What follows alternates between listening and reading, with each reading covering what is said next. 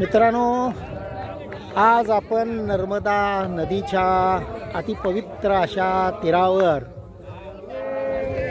सर्वजण जमलेले आहेत। या ठिकाणी तुम्हाला गर्दी खूप बघायला मिळेल। लोक गावागावातून आणि नर्मदा नदीवर प्रेम करणारी लोक संध्याकाळी मोठ्या संख्येनं या नर्मदेच्या काठावर येतात। आणि आज नर्मदा मातेची जयंती आहे। आजच्या दिवशी नर्मदा माताचा जन्म झाला, ते आज उगम पावली आणि त्यामुळं ही आज या जयंती दिवशी रथसप्तमीला नर्मदा मातेची पूजा होते आणि प्रत्येक गावागावात अशा पद्धतीनं लोक जमतात। खूप महाराष्ट्रातनं पण आपल्या लोक येतात। हे जवळजवळ बऱ्यापैकी महाराष्ट्रातून आलेली लोक आहेत, काही जवळची लोक आहेत, आजूबाजूच्या गावातली लोक आहेत। गावातली लोक अजून येत आहेत बघा, लांबून तुम्हाला दिसतंय। परंतु अशी लोक ते पलीकडे पण गावातली लोक आलेले आहेत। ह्या नर्मदा नदीची अतिशय पवित्र पद्धतीनं पूजा करतात आणि अशा पद्धतीनं या ठिकाणी नर्मदा नदीची पूजा आज दिवसभर लोक करत असतात।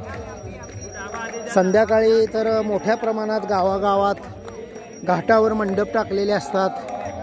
अशा पद्धतीनं या ठिकाणी काही लोकांनी बघा बऱ्याच अशा पद्धतीचे असे दिवे हे मोठ्या संख्येने आपल्याला बघायला मिळतील। दिवे अशा पद्धतीनं दिवे, इथं आरती सुरू आहे।